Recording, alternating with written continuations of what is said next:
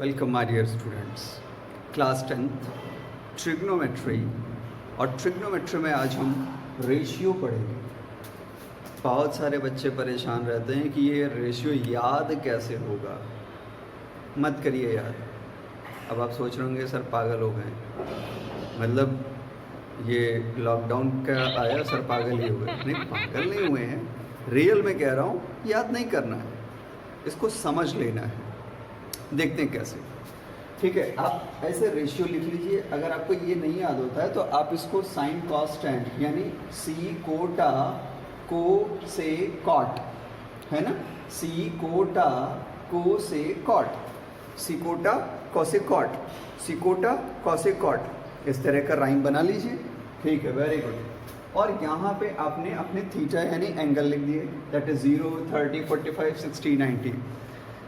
इतना तो आप कर लेते हैं, लेकिन याद नहीं होता। तो मैंने कहा याद नहीं करना है। क्यों? देखते हैं क्यों।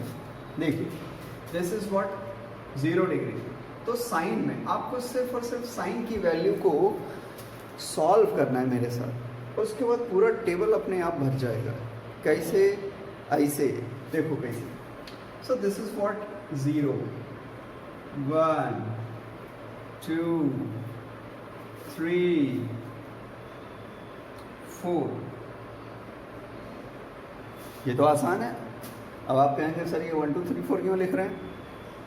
धैर्य, पेशेंस। देखिए क्यों। अब इस सभी को किससे डिवाइड करना है? 4 से। Divided by 4, divided by 4, divided by 4, divided by 4, divided by 4, है ना। और इस पूरी क्वांटिटी का स्क्वायर रूट भी करना है साथ में।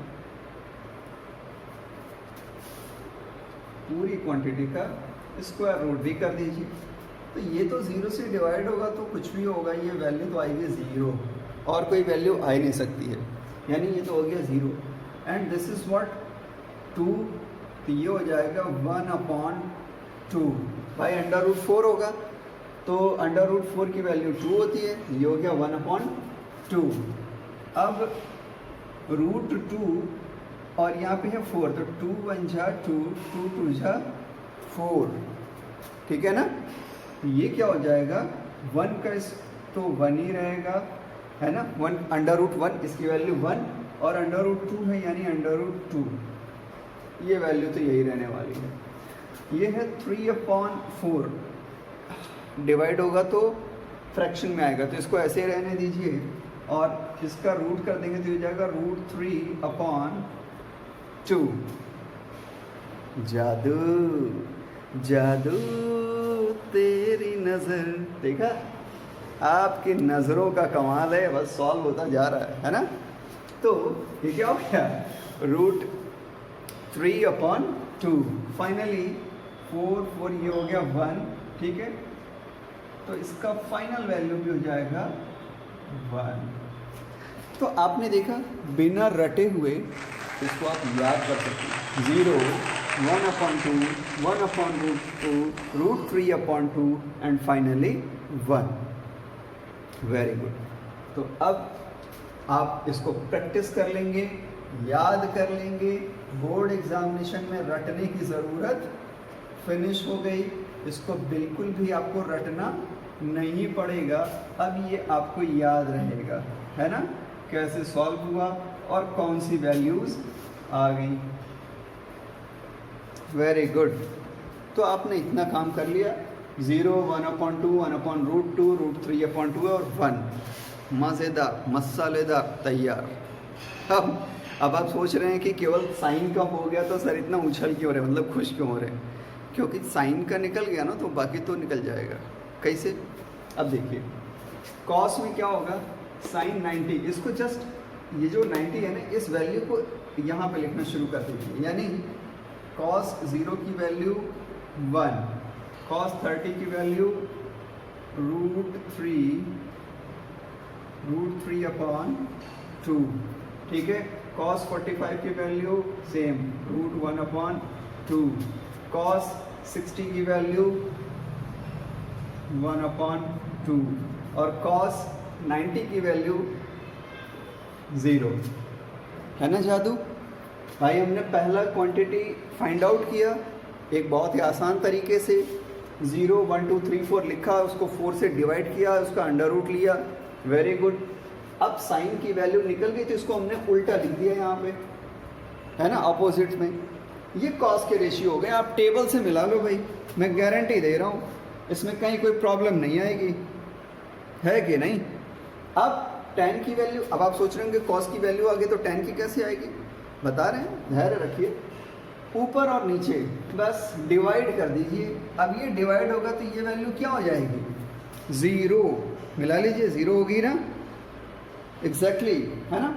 अब इसको डिवाइड करेंगे, यानी ये क्या है 1/2 डिवाइडेड बाई, ये क्या हो जाएगा √3/2, ये 2 और 2 कैंसिल हो गई, ये हो जाएगा 1/√3, तो वैल्यू हो जाएगी यहाँ पे 1/√3, एग्जैक्टली।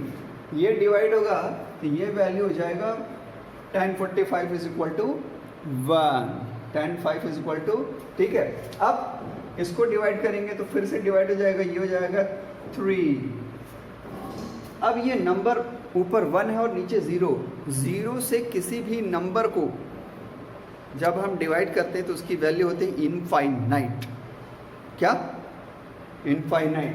सो इसको हम बता ही नहीं सकते कि कितना आएगा, तो it is what, infinite, okay.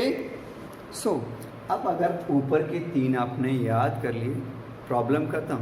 बाकी 3 तो इसको 1 करके मिल जाएगा ना, साइन, कॉस और tan, इसीलिए इसको सीक्वेंस में लिखते हैं, sine cos tan cosec sec cot, यानी सिकोटा कोसेक कॉट।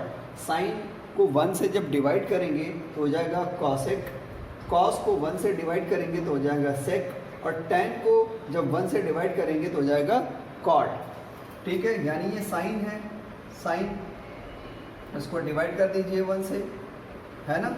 आप सीधे सीधे ये कह सकते हैं कि cosec = 1/sin theta, cosec theta = 1/sin theta. अब अगर इसकी वैल्यू 0 है तो ये हो जाएगा 1/0, यानी इनफाइनाइट, तो ये वैल्यू क्या हो गई, इनफाइनाइट। इसी तरह से ये हो जाएगा 2, इसकी वैल्यू हो जाएगी √2, in the same manner 1/sin theta रखते चलिए, 1/sin थीटा, 1/sin थीटा, ये 1/sin थीटा मतलब नीचे वाली वैल्यू ऊपर चली जाएगी, नीचे वाली वैल्यू ऊपर चली जाएगी, तो ये हो जाएगा 2, ये हो जाएगा √2, ये 2/√3 और 1 डिवाइडेड बाई 1 यानी 1। आसान है, पता नहीं क्यों टेंशन लेते हो, टेंशन लेने का नहीं, टेंशन देने का, यही तो हार्ट अटैक आ जाएगा। हाँ चलिए आगे बढ़ते हैं। अब नेक्स्ट क्या है, नेक्स्ट है सेक थीटा। सेक थीटा मतलब कॉस थीटा, है ना, यानी कॉस थीटा को 1 से डिवाइड करते रहिए, जैसा कि सॉरी, जैसे कि हमने साइन में किया है ना। यानी आप कह सकते हैं कि सेक थीटा = 1/cos थीटा। तो 1 को इससे डिवाइड करेंगे तो ये वैल्यू 1 ही रहेगी, और इसको डिवाइड किया तो ये हो जाएगा 1/√3/2, तो ये चला जाएगा ऊपर, ये जाएगा 2/√3, जाएगा क्या 2/√3। इन द सेम मैनर इसको 1 से डिवाइड करते हैं, सॉरी दिस इज व्हाट, ये इस वैल्यू को फिर से आप यहाँ पे रखेंगे, ये हो जाएगा 1/√2, तो √2 पर चला जाएगा, तो ये वैल्यू हो जाएगी फिर से क्या √2। इसी तरह से यहाँ की वैल्यू हो जाएगी 2, और ये वैल्यू क्या हो जाएगी, ये वैल्यू हो जाएगी आपकी इनफाइनाइट, इनफाइनाइट हो जाएगी। अरे बिल्कुल इसका उल्टा करते चलना है, जैसे कि साइन का उल्टा कॉस किया हमने, वैसे ही कॉसेक का उल्टा सेक हो जाएगा, ठीक। तो यहाँ तक तो आपको कोई दिक्कत ही नहीं आई होगी, बिल्कुल याद हो गया। अब इसी तरह से कॉट, कॉट में क्या करना है, tan को cot थीटा = 1/tan थीटा, मतलब इसकी वैल्यू क्या हो जाएगी भाई 1/0, यानी ये भी हो जाएगा अनडिफाइंड, है ना, या इनफाइनाइट। फिर इसको करेंगे तो ये जाएगा √3, ये 1 है, ये वैल्यू रहेगी 1, ठीक है। ये √3 है, ये हो जाएगा 1/√3, 1/√3, और वो तो भाई इनफाइनाइट है, उसकी तो कोई वैल्यू आप निकाल ही नहीं सकते हो, सो इनफाइनाइट, और यू कैन से दैट 0, यहाँ पे आ जाएगा 0। क्या आपको याद करना है अब? क्या इसको रटना है? नहीं ना, बिल्कुल भी नहीं रटना है इसको। So this is the best trick to remember, और you can say memorise this one. रटने के बजाय इसे याद करिए और समझिए। मैथ्स के भी कुछ बेसिक कॉन्सेप्ट्स होते हैं, बेसिक कॉन्सेप्ट्स को समझिए, ठीक है। तो मुझे लगता है ये बहुत अच्छे से समझ में आ गया। आप इसको स्क्रीनशॉट करके भी समझ सकते हैं, ठीक है। और बताए हुए मेथड को आप यूज़ करिए, आपको रटने की ज़रूरत बिल्कुल भी खत्म, बेसिक कॉन्सेप्ट को समझिए। तो मेरे साथ बोलिए वंदे मातरम। Thank you.